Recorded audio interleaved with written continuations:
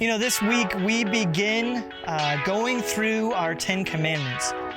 You know, the 10 Commandments were given to the people of Israel on the Mount Sinai. God had just led his people out of Israel, or out of Egypt rather, and he spends some time communicating them, telling them what it looks like to be a God follower. And so he gives these laws not out of spite or frustration, but out of love. You know, there's this rabbi, Chad Foster, and he speaks about God as this infinite power source, right? He's like an infinite generator that is creating all this electricity, all this power, right? And there are proper ways to connect to that power, and there are improper ways to connect to that power.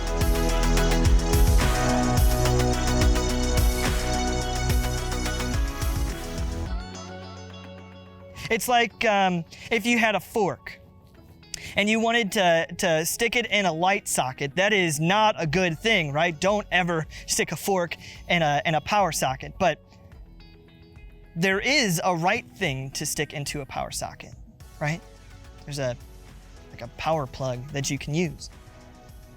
And in the 10 Commandments, God is saying, you know what? I want so badly to interact with my people that I'm going to give them the right way to interact with me, the right way to experience my power source. He says, put away the forks, get rid of the spoons or the screwdrivers. Don't put those into my power source. Instead, interact with me in this specific way.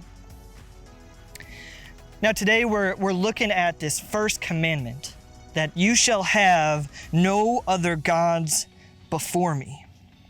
And see, this law is the foundation for all of the other 9 commandments. It is in this way that we learn how to fear, love, and trust God above all things.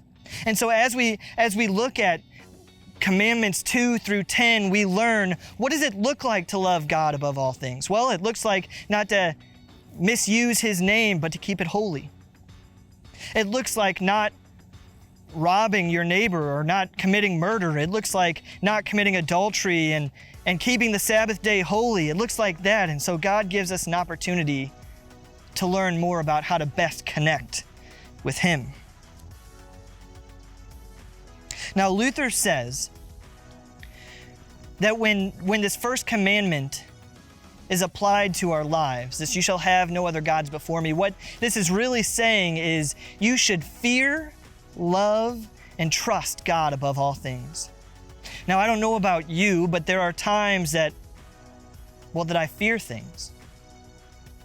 And this first commandment reminds me that I should not fear other things, but rather fear God, not in a way that we're like, oh no, what is he going to do to us? But it's a respect.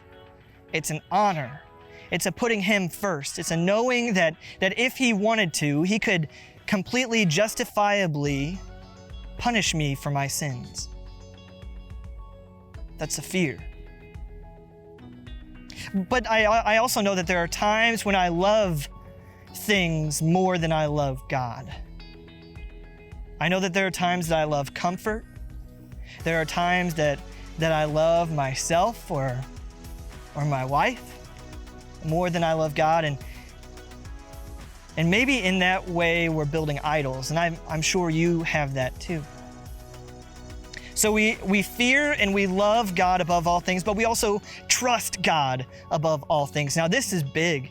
This is big. This means that if we have situations where we're worried and we think that somehow God is, or the world around us is going to take us down, we need to trust God above all things. I think of that time in ancient Israel when God had led the Israelites out of Egypt and he had led them into the wilderness, to the desert.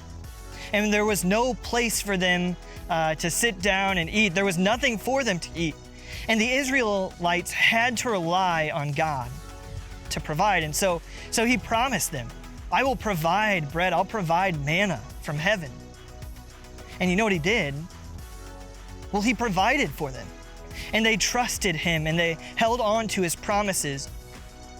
You know, to trust God is to rely fully on him. So that first commandment, you shall have no other gods before me, means that you should fear, love, and trust God above all things.